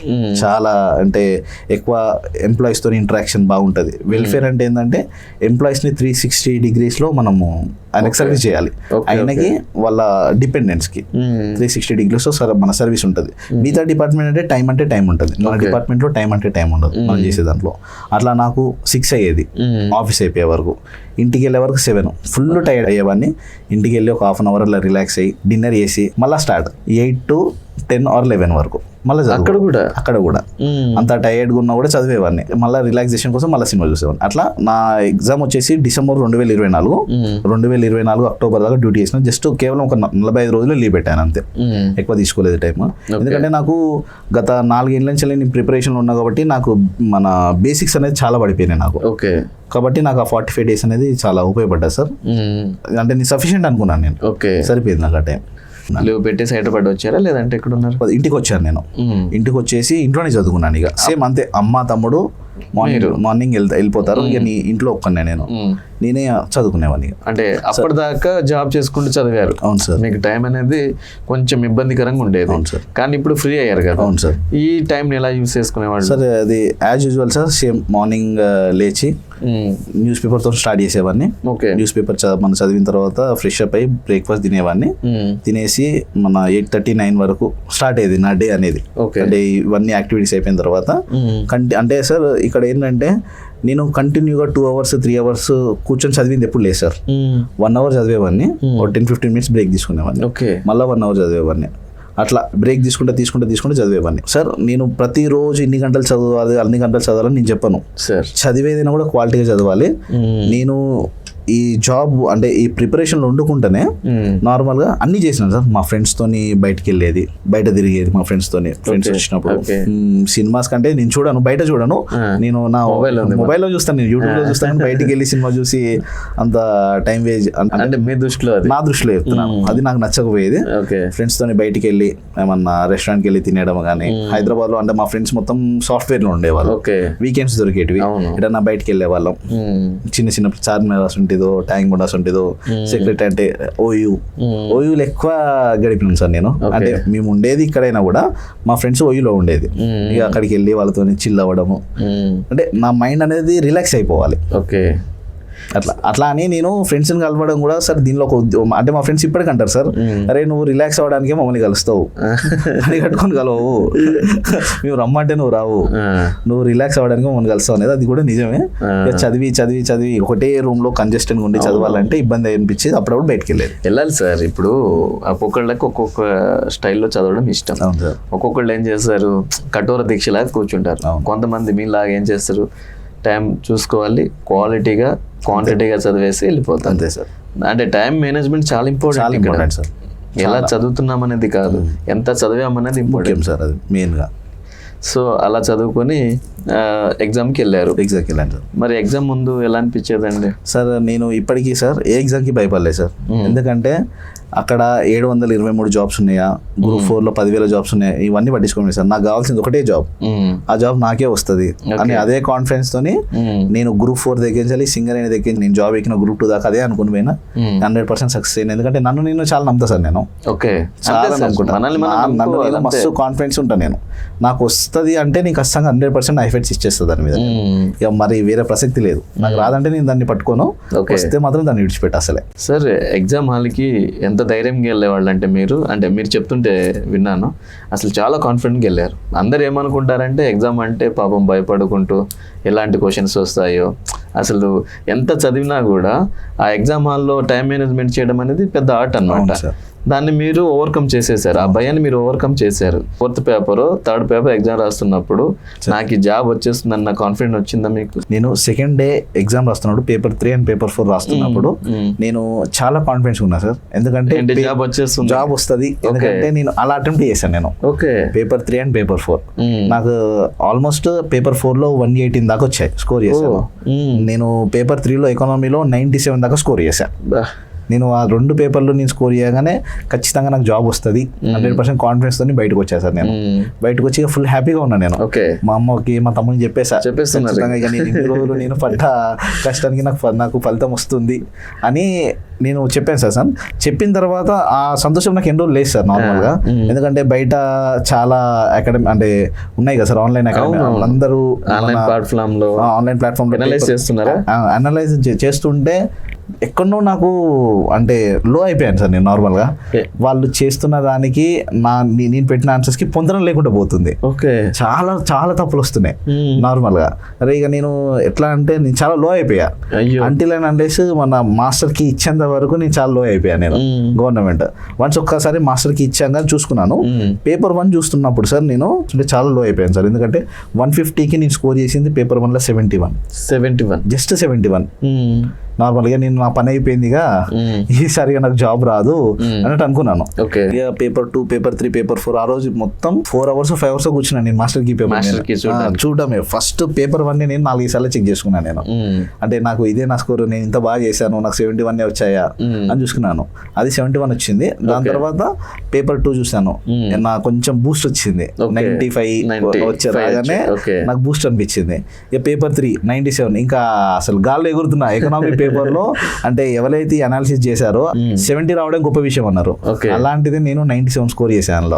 తర్వాత పేపర్ 4 వచ్చేసి 118. ఇక 118 కొట్టేసరికి నేను ఖచ్చితంగా సార్ ఫిక్స్ అయిపోయాను, నాకు జాబ్ వస్తుంది ఖచ్చితంగా, I will be in there, నేను అనుకున్న జాబ్ నాకు వస్తుందని ఫీల్ అయ్యాను. సార్ ఇక్కడ మేజర్ గా చెప్పాలంటే సార్ చాలా మంది ఆస్పిరెంట్స్ పేపర్ 3కి చాలా భయపడతారు. అవునండి, ఎకానమీ అంటే అందరికి భయం. ఒక విషయం చెప్తాను సార్, చెప్పండి. చౌటి గారని, ప్రభాకర్ చౌటి గారని సార్ నాకు అన్ అకాడమీలో ఉన్నప్పటి నుంచి పరిచయం. సార్ క్లాసెస్ వినేవాడిని, రెగ్యులర్ గా ఫాలో అయ్యేవాడిని. నేను కూడా ఎకనామీ అంటే నా బీటెక్ అయిపోయిన తర్వాత నా బీటెక్ బ్యాక్గ్రౌండ్, టెక్నికల్ బ్యాక్గ్రౌండ్, ఈ గవర్నమెంట్ సైడ్ కానీ ఈ సబ్జెక్ట్స్ సోషల్ ఎకనామీ అనేది మాకు అంత టచ్ అవ్వదు, ప్లస్ బోరింగ్ సబ్జెక్ట్స్ లా ఫీల్ అవుతాం. ఇందులో నేను రాగానే ఎకనామీ సబ్జెక్ట్ సార్ చెప్పే క్లాస్ వింటుంటే సార్ నేను చేసేవాడిని. ఎట్లా అంటే నాకు దాని మీద మక్కువ పెరిగిపోయింది సార్, ఇష్టం పెరిగిపోయింది. ఎట్లా అంటే నేను డేటా బేస్ గుర్తు పెట్టుకునేవాడిని.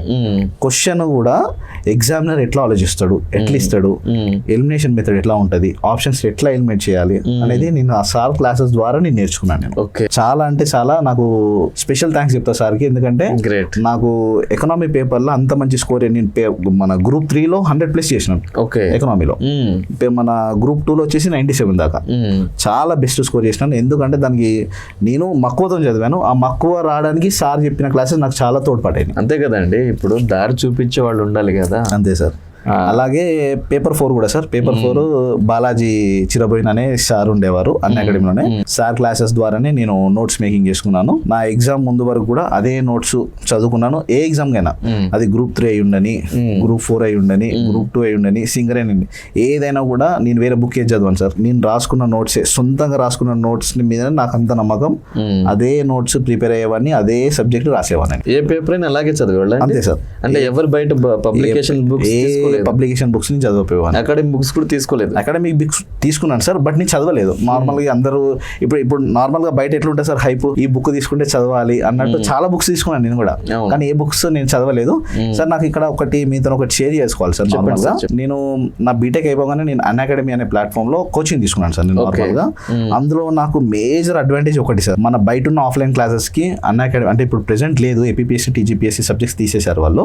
అందులో ఉన్నప్పుడు ఎలా ఉండేదంటే సార్, ఒక్క సబ్జెక్ట్ మల్టిపుల్ ట్యూటర్స్ టీచ్ చేసేది సార్. ఓకే, ఒక సబ్జెక్ట్ అది మూమెంట్ అయి ఉండనివ్వండి, ఎకనామీ అయి ఉండనివ్వండి, హిస్టరీ అయి ఉండి, పాలిటీ ఏదైనా కూడా మల్టిపుల్ టీచర్స్ అనేది టీచ్ చేసేవాళ్ళు. అలా నాకు టెక్స్ట్ బుక్స్ చదివే బాధ తప్పింది. నార్మల్ గా నాకు ఎవరైనా క్లాస్ చెప్తే నేను ఒక స్టోరీ లాగా వింటాను సార్, నా అంతలా నేను చదువుకోవడం నాకు ఇబ్బంది బుక్. ఎందుకంటే ప్రతి ఆస్పిరెంట్ లా నాకు కూడా అనిపిస్తుంది, అబ్బాయి ఇంతలా బుక్ చదవాలన్నా, 700 పేజీలు 800 పేజీలు ఉంటుంది అంతా చదవాలా నేను, నాకు అన్నట్టు నేను కూడా అలానే ఫీల్ అయ్యాను. అలానే ఫీల్ అయ్యి నేను ఏం చేసేవానంటే, నాకు అదే టైంలో కోచింగ్ తీసుకోవడము, అందులో ఒకటే సబ్జెక్ట్ మల్టిపుల్ ట్యూటర్స్ టీచ్ చేయడము, ప్రతి వాళ్ళ క్లాస్ వినేది. వాళ్ళు ఎక్కడ వేరియేషన్ అంటే ఒక క్లాస్ ఒక్కొక్క పర్సన్ ఒక్కొక్కలా చెప్తారు సార్. నేను ఆ వేరియేషన్ కూడా గమనించి ఆ వేరియేషన్ కూడా రాసుకునేవాడిని. అన్ని క్లాసెస్ సార్. నేను ఇప్పటికీ చెప్తాను సార్, నేను గర్వంగా చెప్పుకుంటాను, నేను ఏ ప్రైవేట్ ఆథర్ బుక్ చదవలేదు. సూపర్. అంటే నార్మల్ గా గవర్నమెంట్ పబ్లిష్ చేసే ఎకనామిక్ సర్వే కానీ, బడ్జెట్ కానీ, అబ్స్ట్రాక్ట్ ఇవి చదివేవాడిని. అంతకు మించి నేను బయట స్టాటిక్ పొజిషన్ కానీ ఎక్కడ బయట ఏ ఆథర్ బుక్ చదవలేదు. అంటే మరి ఓన్ గా నోట్స్ రాసుకునేవాళ్ళ సార్? సార్ అవును సార్. ఒక ఆస్పిరెంట్ కి నాకు అంటే నార్మల్ గా ఎక్స్ అనే పర్సన్ కి నాకున్న డిఫరెన్స్ ఏంటంటే, చాలా వరకు క్లాసెస్ వింటారు, వాళ్ళు చెప్పే నోట్స్ రాసుకోరు, బయట ఆథర్స్ బుక్స్ కూడా చదువుతారు సార్. నేను అలా చేసేవాడిని కాదు సార్. ఆన్లైన్ లో క్లాస్ 1 hour ఉంటాయి సార్, నేను అది 2.5 hours వినేవాడిని. ఎలా అంటే వాళ్ళు ఒక 5 minutes క్లాస్ చెప్పినప్పుడు నోట్స్ డిక్టేట్ చేస్తారు సార్, పాస్ చేసి నేను రాసుకునేవాడిని నోట్స్ మొత్తం సార్. అట్లా నా నోట్స్ రాసుకోవడానికి 6 months పెట్టాను సార్ నేను టైం. అంటే ఈ టైం అనేది సార్ నాకు 2022 నోటిఫికేషన్, 2020 అనౌన్స్మెంట్, ఈ మధ్యలో సార్ నేను ఒక ప్లాన్ ప్రకారం వెళ్ళినాను. ఈ మధ్య గ్యాప్ లో నా ప్రిపరేషన్ కంప్లీట్ చేసుకున్నాను, నా నోట్స్ రాసుకున్నాను, రివిజన్ చేశాను, రెడీగా ఉన్నాను బ్యాటింగ్ కి. రాగానే ఛాన్స్ రాగానే కొట్టేసాను. ప్రతి ఏ నోటిఫికేషన్ వస్తే ఆ నోటిఫికేషన్ అప్లై చేయడం, రాయడం, జాబ్ కొట్టడం, రావడం అంతే. అంటే డిగ్రీతోనే, నాది నార్మల్ డిగ్రీతోనే అప్లికేషన్ చేసుకున్నాను. ఓకే, అట్లా. అంటే బీటెక్ తోటి కదా? బీటెక్ తోనే సార్, బట్ ఇప్పుడు నాకు హైట్ లేదు, ఎస్ఐ అలాంటిది రాయకుండా నార్మల్ డిగ్రీ ఉన్న జాబ్స్ కి అంటున్నాను. ఓకే. అంటే first paper, second paper, third paper, fourth paper. అవును సార్. ఎవరిది బుక్స్ చదవలేదు బయట నుంచి? అంటే బయట నుంచి చదవలేదు అంటే ఎవరికి చదవలేదు సార్. ఒకటి ఏంటంటే నార్మల్ గా ఎకనామీకి గవర్నమెంట్ ఇచ్చే బడ్జెట్, సర్వే, అబ్స్ట్రాక్ట్ ఇవి చూసుకునేవండి సార్. మన పేపర్ 4 వచ్చి ఓన్లీ వి ప్రకాష్ గారు సార్ బుక్ ఒక్కటే బుక్ తీసుకున్నాను నేను. ఇంకా దానికి ఇంకా వేరే డిఫరెంట్ బుక్స్ ఏం తీసుకోలేదు. అది ఒకటే బుక్ తీసుకొని నా క్లాసెస్ వినుకుంటా, అది మన మిస్ అయిన బుక్ తీసుకొని బుక్ నుంచి డిక్టేట్ చేసుకొని అదే ప్రిపేర్ అయ్యేవాడిని సార్. దగ్గర సార్ ఈ మన 4 years ఆఫ్ జర్నీలో ఒక 100 times రివిజన్ చేసేవాడిని కావచ్చు. అంటే ఓన్ నోట్స్ పట్ట తీసేవాడిని. ఇక అది అయిపోయేది. ఇక ఒక రోజు కూర్చుంటే ఎగ్జామ్ మూమెంట్ లో ఎకనామీ అనుకోండి 15 books రాశాను నేను. 15 books?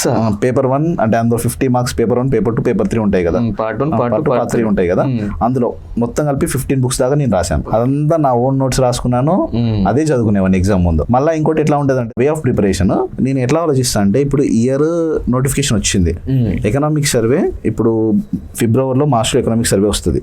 ఇది చదివేసి ప్రీవియస్ కూడా last 2 years budget, economic survey కూడా నేను చదివి పెట్టుకునేవాడిని సార్. ఎందుకంటే మొన్న గ్రూప్ 2లో అదే చేశాడు. అదే జరిగింది. అంటే మీకు ఎవరు చెప్పారు ఇలా సార్? అంటే నా ఆలోచన విధానం అనేది నేను క్లాసెస్ వింటున్న విధానమా, లేకపోతే నేను అంటే ఉన్న విధానమా తెలియదు సార్. అది ఎవరైతే నాకు నేర్పించలేదు, ఆటోమేటిక్గా నాకు వచ్చేసింది అది. అంటే మీరు ఎగ్జామినర్ పల్స్ పెట్టేసారు? అవును సార్. అంటే మేబీ నేను అనుకుంటా సార్, టెక్నికల్ బ్యాక్గ్రౌండ్స్ అన్నది బీటెక్, మేబీ దాని ద్వారా ఇది అలవాటు అయిందని నేను అనుకుంటున్నాను. సూపర్ అండి. అట్లా నిజంగా చాలా మంది మొన్న భయపడ్డారు, అయ్యో గ్రూప్ 3 ఇలా వచ్చింది, గ్రూప్ 2 కూడా ఇలాగే రావచ్చు, అవును డేటాబేస్ అడుగుతాడేమో అనుకున్నారు. మళ్ళీ గ్రూప్ 2 వచ్చేసరికి రివర్స్ అయిపోయింది, చాలా రివర్స్ అయిపోయింది. అది నాకు చాలా ప్లస్ పాయింట్ అయిపోయింది సార్. ఎందుకంటే నేను లాస్ట్ 3-4 years సర్వేస్ అన్ని నేను కొంచెం చదివేసి రివిజన్ చేసుకొని పెట్టుకున్నాను సార్. నేను ఎట్లా అంటే నా వే ఆఫ్ చదివి ఎలా ఉండేదంటే సార్, నేను మొత్తము రాసుకోండి సార్. నార్మల్గా ఎకనామిక్లో మ్యాప్ వేసుకునేవాడిని. ఆ మ్యాప్ని బేస్ చేసుకొని పాయింట్స్ రాసుకునేవాడిని సార్. ఏ ఇయర్లో తగ్గింది, ఏ ఇయర్లో పెరుగుతుంది, గ్రాఫ్ మనకు పర్ క్యాపిటల్ ఇన్కమ్ ఇయర్ ఎంత ఉంది, లాస్ట్ 3-4 years తోని చూస్తే పెరిగిందా, కంటిన్యూస్ ఫ్లో ఉందా, కంటిన్యూస్ తగ్గుతుందా అనేది ఎగ్జామినర్ కూడా అలానే ఇచ్చేవాడు క్వశ్చన్. నేను ఆ విధానంలో ప్రిపేర్ అయినాను. నా నోట్స్ కూడా అదే విధానంలో నేను రాసుకునేవాడిని. సూపర్ అండి. మరి ఎకానమీ 3 sections ఉంటాయి. అవును సార్. ఈ 3 section ఎలా చదివేవారు సార్? అది నేను సపరేట్ సార్. ఎలా అంటే ఇండియన్ ఎకనామిక్ వచ్చేసరికి సేమ్ యాజ్ యూజువల్ గా మా స్టాటిక్ నోట్స్ క్లాసెస్ ఉండేవి, నేను రాసుకున్న నోట్స్. అది కాకుండా సెంట్రల్ గవర్నమెంట్ ఇచ్చే బడ్జెట్, సర్వే. నా దగ్గర ఒక ల్యాప్టాప్ ఉంది సార్. నేనే కూర్చొని చదువు. అంటే నేను నాకు ఎకనామీ అంటే తెలియనప్పుడు క్లాసెస్ విన్నాను, నేర్చుకున్నాను. బట్ వన్స్ నాకు దాని మీద అవగాహన వచ్చినప్పుడు నేను ఏ ఇన్స్టిట్యూట్లో, ఏ ఆన్లైన్ ఇన్స్టిట్యూట్లో నేను జాయిన్ అవ్వలేదు. జాయిన్ అవ్వకుండా ఏం చేసిన అంటే అబ్స్ట్రాక్ట్ రాగానే డౌన్లోడ్ చేసుకునేవాడిని. అది మన 600-700 పేజెస్ ఉంటుంది సెంట్రల్ ఎకనామీ మొత్తం, అంటే బడ్జెట్ కానీ సర్వే కానీ. అవి కూర్చొని ఫ్రీగా ప్రశాంతంగా కూర్చొని నా ఓన్గా ప్రతి ఒక్క అక్షరం చదువుకుంటే అది అందులో ఏ లైన్ ఇంపార్టెంట్ అది నా బుక్లో రాసుకునేవాడిని. నేను నాకు నోట్స్ మేకింగ్ సార్ చాలా టైం పట్టేది. గ్రేట్. బట్ అది ఒక్కసారి నేను ఆ నోట్స్ మేకింగ్ చేసిన తర్వాత నా చదవడం చాలా ఈజీ అయిపోయింది నాకు. అట్లా అంటే నేను నార్మల్గా చదవగానే నాకు అర్థమైపోతుంది సార్. ఎందుకంటే నేను గత 3 years 4-5 years నుంచి నేను ఈ ప్రిపరేషన్లో ఉన్నా కాబట్టి నాకు చదవగానే తెలిసిపోయేది. అంటే ఏది చదవాలి, ఏది ఇంపార్టెంట్, ఏది ఫస్ట్ స్టార్టింగ్ నేను కూడా అందరిలా చేసేవాడిని, ప్రతి ఒక్కటి చదివేవాడిని. అంటే ఇన్ఫర్మేషన్ ఒబేసిటీ అంటాం కదా, అట్లా గ్యాదర్ చేసుకున్నాను. బట్ తర్వాత చదువుతుంటే ఎలిమినేషన్ మెథడ్ అనేది స్టార్ట్ చేశాను. ఓకే, మనకి ఏది కావాలి, ఏది చదవాలి, ఏది తీసుకోవాలి, ఏది తీసుకోవద్దు అనేది తీసుకుంటా నా నోట్స్ అనేది కొంచెం తగ్గించుకుంటూ వచ్చి రాసుకునేవాడిని నేను.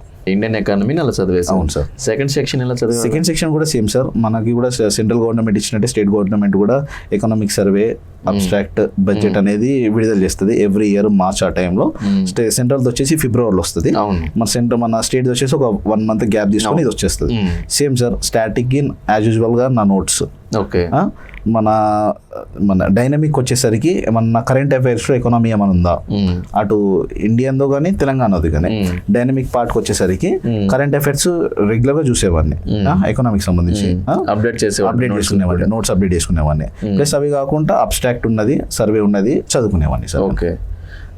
యాక్చువల్గా మన వాళ్ళందరూ థర్డ్ పార్ట్ని చాలా ఈజీగా తీసుకున్నాను సార్, డెవలప్మెంట్ ఎకానమీ. అవును సార్. దాన్ని ఎలా చదివారండి సార్? దాన్ని నేను ప్రత్యేకంగా అయితే ఏం చదవలేదు సార్. GS లో పేపర్ 1 ఉంటుంది సార్.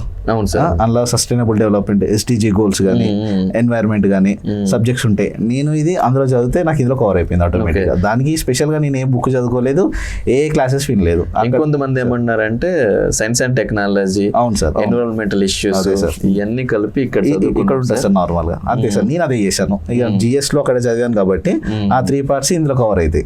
దీనికి నేను ఏ బుక్ ఫాలో అయ్యాలి, ఏ ఆథర్ని కూడా, అంటే ఏ క్లాసెస్ కూడా వెళ్ళలేదు, అసలు టచ్ చేయలేదు సార్. అవే నాకు ఇక్కడ ఉపయోగపడ్డాయి. పేపర్ 1 లో వచ్చి మీరు అన్నట్టు science and technology, environment, normal గా డెవలప్మెంటల్ ఎకానమీ, ఇవి ఇక్కడ కవర్ అయిపోతాయి. ఓకే. సో ఇవన్నీ కలిపేసి ఇక్కడ ప్రిపేర్ అయ్యాం సార్ అంటున్నారు.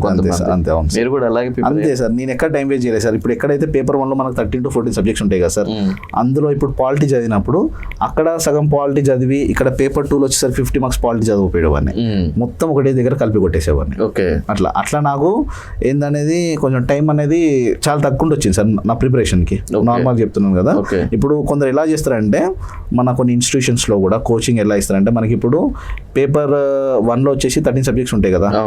మన పాలిటీ కానీ ఏ సబ్జెక్ట్ టీచ్ చేసినా కూడా ఇంపార్టెంట్ టాపిక్స్ చెప్పుకుంటూ వెళ్తారు. మనం ఒక Group 2 కానీ, ఒక Group 1 కి కానీ, Group 2 కి చదివితే అట్లా చదవద్దు మనం. ఎందుకంటే మనకి ఓవరాల్ గా దాని మీద సబ్జెక్ట్ మీద పట్టు ఉంటేనే అక్కడ 10 marks 15 marks పేపర్ 1 లో వస్తాయి. బట్ ఇక్కడికి పేపర్ 2 వచ్చేసరికి 50 marks ఉంటుంది పాలిటీ మొత్తం మీద.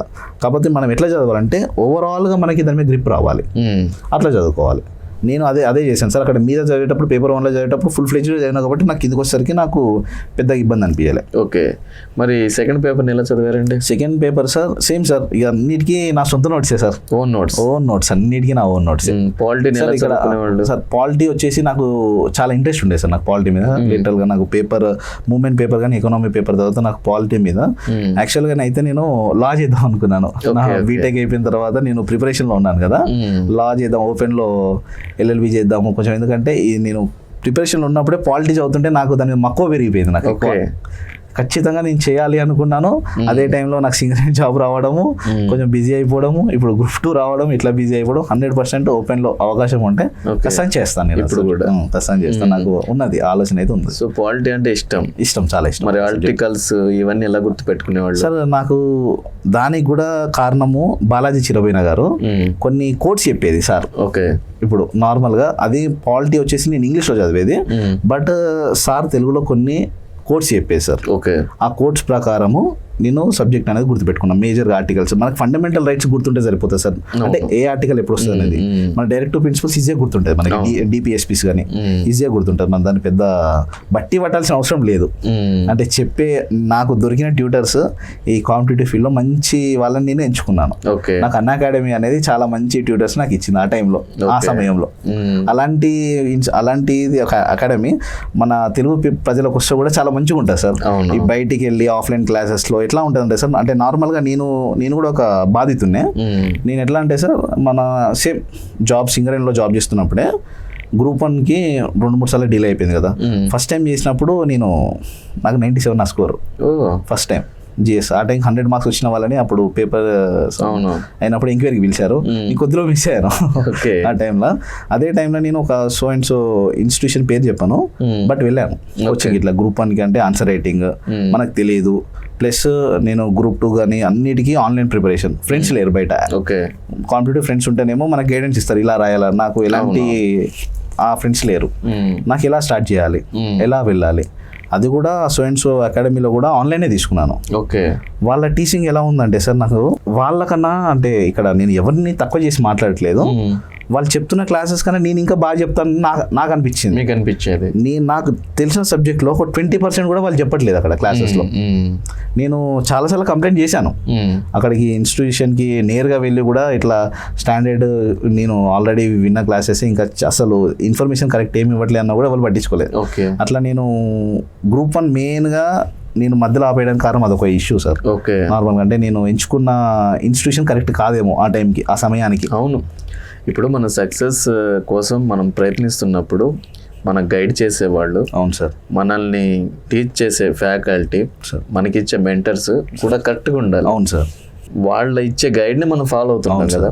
వాళ్ళు ఎక్కడ చిన్న మిస్టేక్ చేసినా మన జీవితం, మన భవిష్యత్తు మొత్తం సర్వనాశనం అవుతుంది. అక్కడ అది నాకు మేజర్ డ్రాబ్యాక్ అని చెప్తా సార్. నేను క్లాసెస్ వినడం బంద్ చేశాను. నా ఓన్గా చదువుకున్నాను. At a time group 1 prelims qualify అయ్యాను. మెయిన్స్కి ప్రిపరేషన్లో అదే టైంకి అక్టోబర్లో గ్రూప్ 1, నవంబర్లో గ్రూప్ 3, డిసెంబర్లో గ్రూప్ 1 మెయిన్స్ రాయలేదా మరి? సార్ నేను రాశాను. ఇక్కడ అదే చెప్పబోతున్నాను. నేను నార్మల్గా అయితే నేను ఒక 6 months 1 year గ్యాప్ ఉంటే మాత్రం సార్ ఎంచుకునేవాడిని, ఇది చదివిన తర్వాత అది చదువుదామని. నా మేజర్ ఫోకస్ ఆ ఇన్స్టిట్యూషన్లో నాకు డ్రాబ్యాక్ వచ్చిన తర్వాత గ్రూప్ 2 మీద మరలిపోయినాను. నాకు ఖచ్చితంగా ఫస్ట్ ఒక జాబ్ ఉండాలి. ఆల్రెడీ నేను ఎగ్జిస్టింగ్ ఎంప్లాయీనే, బట్ నేను అనుకున్న జాబ్ నాకు రావాలి. దాని తర్వాత గ్రూప్ 1 మీద కూర్చుందాం అనుకుని 2 పడవల మీద ట్రావెలింగ్ అనేది చేస్తే ఇది కాకుండా అటు కాకుండా పోతాం అన్నట్టు గ్రూప్ 1 ఇచ్చిపెట్టేశాను. 2 పేపర్స్ రాశాను. ఆ 2 పేపర్స్ రాయడానికి కారణం కూడా ఏం చేసామనంటే జస్ట్ అటెంప్ట్ ఇద్దాము. సెంటర్కి వెళ్ళేవాడిని మార్నింగ్, అక్కడ కూడా గ్రూప్ 2 చదివేవాడిని నేను. జస్ట్ ఎందుకు ఆ ఖాళీ టైంని మనము అది చేయడము అన్నట్టు గ్రూప్ 2 చదివినాను. 2 పేపర్స్ అటెంప్ట్ ఇచ్చిన. ఫస్ట్ పేపర్ ఆప్షనల్ ఇంగ్లీష్ ఇచ్చాను, తర్వాత ఫస్ట్ పేపర్ రాశాను. ఇలా అర్థమైపోయింది ఇది మనతో కాదు, టైం ఎందుకు వేస్ట్ చేయడము, వెళ్ళి చదువుదాం అన్నట్టు. అంటే ఆ ఎగ్జామ్కి అక్టోబర్లో ఎగ్జామ్ ఉన్నప్పుడు ఒక 1 week లీవ్ పెట్టి వచ్చాను. యాక్చువల్గా నేను అక్టోబర్ ఎండింగ్ నుంచి ఫుల్ ఫ్లెడ్జ్డ్గా కూర్చున్నాను గ్రూప్ 2 మీద. అంతకుముందు ఎగ్జామ్స్ ఉందని నేను ఒక 1 week లీవ్ పెట్టి 2 exams రాశాను. ఇక అయితే లేదు అన్నట్టు మళ్ళీ బ్యాక్ టు బెల్లంపల్లి వెళ్ళి జాబ్ చేసుకుంటా గ్రూప్ 2 చదివి ఆ మంత్ ఎండ్లో మళ్ళీ ఇటు వచ్చేసాను. సో పాలిటీ అయిపోయింది సార్. సొసైటీ ఎలా చదివారు? సొసైటీ కూడా sir same as usual sir. అన్నిటికీ నా ఆన్లైన్ నోట్స్ అర్థం కానీ యూట్యూబ్లలో క్లాసెస్ విన్నాను సార్. కొన్ని అంటే ఇప్పుడు మా కరెంట్ అఫైర్స్ కానీ వేరే సబ్జెక్ట్స్ కొన్నిటి యూట్యూబ్లలో దొరికినాయి కొంచెం కంటే. అంటే నాకు అర్థం కాని కంటెంట్ కోసము యూట్యూబ్లో నేను సెర్చ్ చేశాను. నాకు ఫ్రీగా చాలా క్లాసెస్ దొరికేటి. మరి మార్క్ టెస్ట్ రాశారండి? ఇక్కడ ఒక పెద్ద చెప్పాలి సార్ మాట, నేను ఇంతవరకు ఏ మాక్ టెస్ట్ రాయలేదు. ఒక్కటి కూడా రాయలేదు. గ్రూప్ 4 నుంచి స్టార్ట్ చేస్తే గ్రూప్ 2 దాకా ఒక్క మాక్ టెస్ట్ రాయాలి, నేను ఏ సబ్జెక్ట్ రాయలేదు. అంటే నాకు అనిపించేది సార్ మాక్ టెస్ట్ వల్ల, అంటే ఒక్కొక్కరు దృక్పథం ఒక్కొక్క లాంటిది. నాకు ఎట్లా అనిపించింది అంటే మాక్ టెస్ట్ మీద ఎందుకు టైం వేస్ట్ అవసరమా, నా ఇన్నర్ ఫీలింగ్ చెప్తున్నాను. ఇంతవరకు రాయలేదు నేను, మీ పర్సనల్ వ్యూ కావాలి. మేబీ నేను గ్రూప్ 1 అటెంప్ట్ చేస్తే మేబీ రాస్తా కావచ్చు, ఎందుకంటే అది ఆన్సర్ రైటింగ్ ప్రాక్టీస్ చేయాలి, విత్ ఇన్ లిమిట్లా టైంలో విత్ ఇన్ వర్డ్స్లో రాయాలి అనే దానికి నేను దానికి చేసేవన్నీ అయి ఉండొచ్చేమో. బట్ గ్రూప్ 2 కానీ గ్రూప్ 3 కానీ గ్రూప్ 4 ఎలాంటి నేను మాక్ టెస్ట్ ఇవ్వలేదు, అస్సలు రాయలేదు నేను. ఆ టైంని కూడా నేను నా ప్రిపరేషన్కి వాడుకున్నా.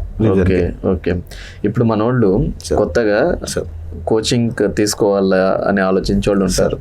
ఇంకొంతమంది ఎలా అంటే ఆల్రెడీ కోచింగ్ అయిపోయి ఎలా ప్రిపేర్ అవ్వాలో తెలియక పాపం సతమత అవుతూ ఉంటారు. వాళ్ళకి మీరు ఏం గైడ్ చేయాలనుకుంటున్నారు? సార్ మేజర్గా నేను ఒకటే చెప్తాను సార్, ఫస్ట్ నోటిఫికేషన్ రాకముందుకు మనము ఎటు వెళ్తే బాగుంటుంది, గవర్నమెంట్ సెక్టర్ వెళ్ళాలా, ప్రైవేట్ సెక్టర్ వెళ్ళాలా, మనకు గవర్నమెంట్ సైడ్ రావాలనుకుంటే సార్ అదొక ఎట్లా ఉంటుంది అంటే అందరికీ జాబ్స్ రావు సార్. ఓకే, ప్రతి ఒక్కరికి జాబ్ రాదు, లిమిటెడ్ స్పేస్ అది, చాలా లిమిటెడ్ స్పేస్. మనము ఖచ్చితంగా నేను ఫుల్ ఫ్లెడ్జ్డ్గా కూర్చుంటాను. మళ్ళీ ఇంకోటి ఏంటంటే ఈ రోజు కూర్చుంటే ఒక 1 month 2 months వచ్చే జాబ్స్ కాదు అవి. అవును సార్, దాని మీద కూర్చుంటే కఠోర దీక్ష చేస్తున్నట్టే 1 year 2 years 3 years వెళ్తూనే ఉంటుంది సార్, టైం వెళ్తూనే ఉంటుంది. అన్ని విడిచిపెట్టి కానీ ఎట్లా అంటే ఒక సన్యాసి లాగా సార్, ఒక సన్యాసి లాగా కూర్చోవాలి మనం, కఠోరంగా దాని మీద కూర్చుంటేనే అవుతుంది. అలాంటి దృక్పథం ఉన్న వాళ్ళకి సెట్ అవుతుంది సార్ ఇది. అందులో కూడా మీకు ఖచ్చితంగా అలా కూర్చుంటే జాబ్ వస్తుందని గ్యారంటీ లేదు, ఎందుకంటే లిమిటెడ్ స్పేస్, సక్సెస్ రేట్ చాలా తక్కువ. మీలాంటి వాళ్ళు ఇక్కడికి వచ్చి కూర్చుంటున్నారు, చాలా మంది అవ్వకుండా ఆ వీడియో చూసిన కూడా చాలా మంది ఉంటారు సార్. నార్మల్ గా అయితే కరెక్టే, అదే సార్ మీలాగే కష్టపడ్డారు వాళ్ళు కూడా సార్, మీలాగే కష్టపడ్డారు. వాళ్ళకి సార్ అవును సార్, వాళ్ళకి మాకు ఎక్కడ తక్కువ కాదు సార్. ఆ దొరికే 2 hours టైంలో మనం ఎలా ఆలోచిస్తున్నాం ఎగ్జామ్ టైంలో, దృక్పథం మన ఎదుటి వారి ఆలోచన ఎలా ఉందనేది టైమే చెప్తారు సార్. అది వాళ్ళు 10 hours చదివి ఉంటారు, నేను 10 hours చదివి ఉంటాను నార్మల్గా, అదే క్వాలిటీ స్పెండ్ చేసి. బట్ ఆ పెట్టే 2 hours అనేది ఎగ్జామ్ టైంలో యాక్టివేషన్లో మనం ఎట్లా ఆలోచిస్తున్నాము, ఆ పేపర్ని మనం ఆన్సర్ చేసే టైంలో ఎలా ఆలోచిస్తున్నాము, ఎలిమినేషన్ మెథడ్ ఎలా వాడుతున్నాము మనకు తెలియదు సార్. మనకి ఒకటే సార్, కాంపిటేటివ్ ఫీల్డ్లో 100కి 100% చదవాలని లేదు సార్. 60 to 70% నువ్వు చదివిన దాన్ని రివైజ్ చేసి యూ విల్ ఆటోమేటిక్గా మీరు సక్సెస్ అయిపోతారు సార్. నేను అదే నమ్మిన. ఎందుకంటే సార్ ఇప్పుడు మనకి ఏ ఎగ్జామ్ అన్నా తీసుకోండి సార్, మనకి నార్మల్గా ఏ ఎగ్జామ్ తీసుకుని 100కి 100% చదవాలంటే ఎవరి వల్ల కాదు. 70% మ్యాక్సిమం 70% మనం చదివితే సార్, ఇప్పుడు ఒక క్వశ్చన్ ఎక్కడిదో అవుట్ ఆఫ్ సిలబస్ ఇస్తారు, ఆ క్వశ్చన్ మీకు రాదు నాకు రాదు సార్, దాని గురించి ఆలోచించడం ఎందుకు సార్? అంటే నా ఆలోచన దాని గురించి ఆలోచించడం ఎందుకు? మనకు తెలిసింది మనం తప్పు పెట్టకుంటుంటే నేను లైన్లో ఉంటాను, ర్యాంక్ వస్తుంది. నాకు తెలియని దాని గురించి ఆలోచించి వేస్ట్, టైం వేస్ట్. అక్కడ 1 నిమిషం నేను వేస్ట్ చేస్తున్నా, దాన్ని లాస్ట్లో చూసుకుందాం, వచ్చేదాన్ని విడిచిపెట్టొద్దనే నా దృక్పథం సార్. నార్మల్గా అట్లానే ఆలోచిస్తాను. ఎగ్జామ్ టైంలో ఎలిమినేషన్ మెథడ్ వాడతా మేజర్గా, ప్లస్ ఫస్ట్ నాకు ఏది వస్తుందో అదే చేస్తాను. నేను రాకపోతే నేను దాని మీద టైం వేస్ట్ చేయను. రానప్పుడు నేను లాస్ట్లో పెట్టేసి ఆ క్వశ్చన్స్ అన్ని నేను ఏదో ఒక మార్క్ పెట్టుకుంటాను, ఏదేది విడిచిపెడుతున్నాను, ఏదేది ఇంకా ఉన్నాయి అనేది ఒక మార్క్ పెట్టుకొని లాస్ట్ టైంలో చూసుకుంటా. ఫస్ట్ టైంలో నేను వచ్చేటి అన్ని ప్రశాంతంగా చేసుకుంటా, కూర్చుంటాను. పేపర్ మొత్తం చదివేస్తారా? అంతే, పేపర్ మొత్తం చదవాను సార్. నేను తిప్పుతాను ఫస్ట్, ఎట్లా అంటే 150 క్వశ్చన్ బుక్లెట్ నాకు వచ్చిందా లేదా అది చూస్తాను ఫస్ట్. అన్ని చూడడం అంటే ఒక 10-15 minutes దానికి పోతుంది. ఆ పని చేయండి. నేను నార్మల్గా వరుసగా వచ్చిపోతాను, బట్ ఆ వరుసలో నాకు రాంది ఉంటే అది స్కిప్ చేసేస్తాను, నాకు అంతే. దాని మీద మళ్ళీ ఆలోచించాను నేను. అంటే ఒక 10 questions చదివిన తర్వాత OMR ఫిల్ చేస్తారా సార్? లేదు సార్, అది చేసుకుంటే చేసేవాడిని. ఒక క్వశ్చన్కి OMR, సెకండ్ క్వశ్చన్ OMR అలా ఫిల్ చేసుకుంటే వెళ్ళిపోయేవారు. అంతే. అంటే ఎగ్జామ్ స్ట్రాటజీ కూడా బాగానే ఉంది సార్, ఎందుకంటే బేసికల్గా టెక్నికల్ బ్యాక్గ్రౌండ్ కదా సార్ నాది. బీటెక్లో మాకు మొత్తం CBT ఎగ్జామ్స్. నాకు కాలేజ్లో IIIT బాసర్లో పేపర్ రైటింగ్వి ఓన్లీ మన సెమిస్టర్స్ ఉంటాయి. మాకు మంత్లీ టెస్ట్లు, వీక్లీ టెస్ట్లు మొత్తం CBT ఎగ్జామ్. ఆ CBT ఎగ్జామ్ అనేది నాకు కాలేజ్లో అలవాటు అయిపోయింది. మనోళ్ళు మరి ఇప్పుడు కోచింగ్ తీసుకోమంటారా సార్, లేకుండా ఓన్గా ప్రిపేర్ అయితే బెటర్ సార్? ఇప్పుడు ఈ రోజుల్లో సార్ మనకి ఫైనాన్షియల్గా ఓకే ఉంది అనుకుంటే కోచింగ్ తీసుకోమని చెప్తాను సార్ నేను. కానీ కోచింగే ప్రామాణికం కాదు. ఫస్ట్ ఆఫ్ ఆల్ మనకి ఎందుకంటే free of swords information obesity బాగా దొరుకుతుంది మనకి. అవును. మెయిన్గా ఇంటర్నెట్ వాడకం పెరిగిపోయింది. అవును సార్. పెరిగిపోయినప్పుడు యూట్యూబ్లో చాలా వరకు ఇంత ఒక 5 years బ్యాక్ 10 years బ్యాక్ వరకు మనకి ఇన్ఫర్మేషన్ లేకుండేది. ఇప్పుడు యూట్యూబ్లో చాలా ఇన్ఫర్మేషన్ దొరుకుతుంది సార్. అవును సార్. మనకి అంటే మనం ఎంచుకున్న రంగాన్ని బట్టి సాఫ్ట్వేర్కి సంబంధించి కోడింగ్ దొరుకుతుంది అందులో. మన గవర్నమెంట్ సైడ్ కాంపిటేటివ్కి వచ్చే ఏ ఫీల్డ్ సెంట్రల్ కానీ స్టేట్ కానీ బ్యాంకింగ్ రైల్వే ఏది కానీ ఫ్రీ క్లాసెస్ చాలా ఉన్నాయి. మనకి ఆ నేర్చుకునే దృక్పథము, మనము ఆలోచన విధానము, మనకి అన్నీ కరెక్ట్ ఉండి మనం మంచిగా కూర్చుంటే ఎలాంటి కోచింగ్ అవసరం లేదని నా నమ్మకం సార్. నీ నమ్మకం అంతే. సో మీ సక్సెస్ మంత్రం అంటే ఏమంటారు సార్? సార్ నా సక్సెస్ మంత్రం అంటే ఏం లేదు సార్, నన్ను నేను బాగా నమ్ముకున్నాను సార్. నార్మల్గా మా పేరెంట్స్ నన్ను ఒబే చేశారు, నన్ను నేను ఒబే చేసుకున్నాను. కూర్చుంటే క్వాలిటీ ఆఫ్ టైం కూర్చునేవాడిని, క్వాంటిటీ ఆఫ్ టైం అస్సలు కాదు, క్వాలిటీ ఆఫ్ టైం కూర్చునేవాడిని, మంచిగా చదివేవాడిని. చదువుకున్న తర్వాత నాకు రిఫ్రెష్మెంట్ కోసం మా ఫ్రెండ్స్తో చిల్ అయ్యేవాడిని. అంతే సార్, అంతే. ఇప్పుడు మన వాళ్ళు ప్రిపేర్ అవుతున్నారు కదా సార్, వీళ్ళకి మీరు ఏమైనా సందేశం ఇవ్వాలనుకుంటున్నారా ఆస్పిరెంట్స్కి? సార్ ఒకటే చెప్తాను సార్, సందేశం ఇచ్చేంత పెద్దోని అయితే కాదు, నార్మల్గా నేను ఒక మాట చెప్తాను. చెప్పండి. ఇది కాంపిటేటివ్ ఫీల్డ్ అనేది ఒక సముద్రం లాంటిది. అందులోకి మనం తెలిసి దుంకుతామా తెలియక దుంకుతామా తెలియదు. మనం ఒడ్డుకు చేరేంత వరకు మనం ఈదుతూనే ఉండాలి. మధ్యలో ఆపేస్తే మనం చనిపోతాం. ఈ కాంపిటేటివ్ ఫీల్డ్ అసంటిదే. ఒక్కసారి వన్స్ నువ్వు దిగితే ఖచ్చితంగా నువ్వు సాధించి వెళ్ళాలి. అవును, అది ఏదైనా కానీ. అదొకటే సార్ నేను నమ్ముతాను, అదొకటే సందేశం, అంతకు మించి ఏం చెప్పలేను. సరే, మరి ఇప్పుడు దేంట్లో చేస్తున్నారండి? సార్ అట్ ప్రెసెంట్ నేను అసిస్టెంట్ బీసీ డెవలప్మెంట్ ఆఫీసర్గా బీసీ డిపార్ట్మెంట్ సార్, సూర్యాపేట జిల్లా కోదాడ డివిజన్లో చేస్తున్నారు. అవును సార్. ఎలా ఉంది జాబ్? బాగుంది సార్. ఇప్పుడు ట్రైనింగ్ కంప్లీట్ అయిపోయింది, మొన్న రీసెంట్గా 2 months ట్రైనింగ్ అయిపోయింది. ఇప్పుడే ఫీల్డ్ వర్క్. మేజర్గా మా కింద బీసీ హాస్టల్స్, బీసీ పిల్లలు చదువుకునే హాస్టల్స్, స్కాలర్షిప్స్, ఏమన్నా గవర్నమెంట్ ఏమన్నా స్కీమ్స్ ఇస్తే స్కీమ్స్, వేరే ఏమన్నా ఇతర డ్యూటీస్ ఉంటాయి సార్. బాగానే ఉందా? Okay sir. మీరు సార్ ఇప్పుడు నేను వచ్చిన స్టేజ్ నుంచే పిల్లల్ని కూడా చూస్తున్నాను. ఓకే. మేజర్గా నాకు ఒకటి ఏంటంటే సార్, నేను ఇన్స్పెక్షన్స్కి వెళ్ళినప్పుడు పిల్లలతో ఇంటరాక్షన్ ఉంటుంది నాకు. ఓకే. వాళ్ళకి కొన్ని మోటివేషన్ క్లాసెస్ ఇవ్వడమా, అరే బిడ్డ ఇట్లా చదువుకుంటే, అందరూ నా తమ్ముళ్ళు చెల్లెళ్ళు అలాంటి చిన్న చిన్న పిల్లలే అందరు, కాబట్టి వాళ్ళకి ఒక హితబోధన మంచి మాటలు చెప్పడానికి నాకు చాలా అదృష్టంగా ఫీల్ అవుతాను నేను. సూపర్. ఎందుకంటే మిగతా డిపార్ట్మెంట్కి వెళ్ళి ఉంటే నాకు ఇది అవకాశం దొరకపోయేది. ఇప్పుడు పిల్లలతో ఇంటరాక్షన్ ఉంటుంది నాకు, మంచిగా చెప్తా వాళ్ళకి. ఎక్కడ 3rd class నుంచి స్టార్ట్ చేస్తే బీటెక్ డిగ్రీ అయిపోయిన వాళ్ళు హాస్టల్స్లో ఉంటారు. వాళ్ళకి కాంపిటేటివ్ కావాలంటే కాంపిటేటివ్ ఫీల్డ్లో నేను వాళ్ళకి చెప్పొచ్చు. 10th పిల్లలకు మోటివేషన్ క్లాస్లో చెప్పొచ్చు, చదువుకుంటే చెప్పొచ్చు సార్. సార్ నేను ఒకటే సార్ నమ్ముతా సార్, మన తలరాత అనేది మన చదువుతూనే మారుతుంది సార్. అవును సార్. చదువు అనేది ఎప్పటికైనా ఉన్న స్థితి నుంచి ఉన్నత స్థితికి తీసుకొస్తుంది. దానికి ఎగ్జాంపుల్ నేను. నా ఉన్న స్థితి వేరే ఉండేది, ఇప్పుడు నేను ఉన్నతమైన స్థితిలో నేను ఉన్నాను. అవును సార్. దానికి మేజర్ కారణం నా చదువు ఒకటి సార్. నేను దాన్ని నమ్మిన సార్.